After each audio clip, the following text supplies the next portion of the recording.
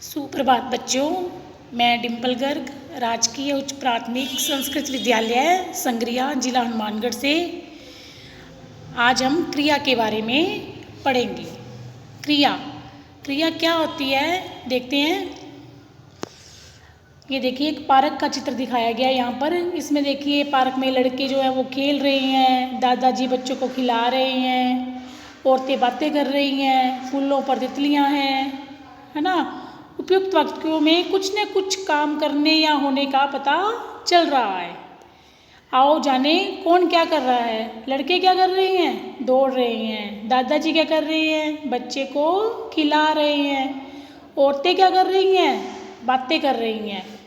तो दौड़ रही हैं, खिला रही हैं, बातें कर रही हैं, ये शब्द किसी के काम करने का बोध करा रहे हैं। अतः ये क्या है? क्रिया है।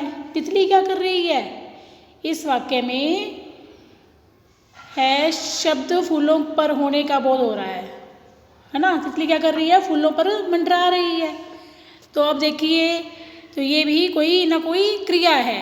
क्रिया के बिना सभी वाक्य अपूर्ण हैं। प्रत्येक कार्य की दो विधियां हैं, काम का करना या फिर काम का होना। जैसे देखिए काम का करना, जैसे बच्चे दौड़ रहे हैं तो ये काम कर रहे हैं। दादाजी इस बच्चे को खिला रही है तो ये भी काम कर रहे हैं। अब वर्षा हो रही है, नदी बह रही है, तो ये क्या है? हो रहा है काम, है ना। तो अब देखिए इस वाक्यों में काम के करने का और इस वाक्यों में काम के होने का बोध हो रहा है। तो अब इसकी परिभाषा देखते हैं। जिन शब्दों से किसी कार्य के करने या होने का पता चलता है उसे क्रिया कहते हैं। अब धातु क्या है इसमें देखिए। क्रिया का मूल रूप धातु कहलाता है। धातु किसे कहते हैं? क्रिया का जो मूल रूप होते हैं, जैसे खेल, खा, पक, जा, आ, ये सब क्या है? धातुएं हैं। और धातुओं से ही क्रियाएं बनती हैं। इनके पीछे कोई ना कोई प्रत्यय लगकर क्रिया बनती है। जैसे खेल से खेलना, खा से खाना, पक से पकना, लिख से लिखना, जा से जाना, आ से आना। तो इनमें ना प्रत्यय है जो मूल धातु लिख, जा, आ और खा में जुड़कर लिखना, जाना, आना और खाना क्रिया का सामान्य रूप बना देता है। इसीलिए क्रिया के मूल रूप को क्या कहते हैं? धातु कहते हैं। क्रिया के अब भेद देखिए आगे। क्रिया के दो भेद होते हैं। कितने भेद होते हैं? दो भेद। पहला है सकर्मक क्रिया और दूसरा है अकर्मक क्रिया। अब सकर्मक क्रिया किसे कहते हैं देखिए। जैसे अब ये वाक्य, ये देखिए चित्र देखिए। राहुल खाना खा रहा है, टोकरी में सेब पड़े हैं। उपयुक्त वाक्यों में खाना खा रहा है क्रिया का सीधा फल क्रमशः खाना और रखे हैं इस पर पड़ रहा है ना। क्रिया का सीधा फल सेब कर्म पर पड़ रहा है, सेब पर पड़ रहा है। क्या रखे हैं टोकरी में? सेब। क्या खा रहा है? खाना। तो अतः ये क्रियाएं क्या है? सकर्मक है, क्योंकि इनका फल सीधा किस पर पड़ रहा है? कर्म पर पड़ रहा है। जिन क्रियाओं का फल कर्म पर पड़ता है उसे सकर्मक क्रिया कहते हैं। तो सकर्मक क्रिया में कभी कभी कर्म अप्रत्यक्ष भी होता है। जैसे राम खाता है, क्या खाता है ये नहीं पता, परंतु ये तो तय है ना वो कुछ ना कुछ खाता है।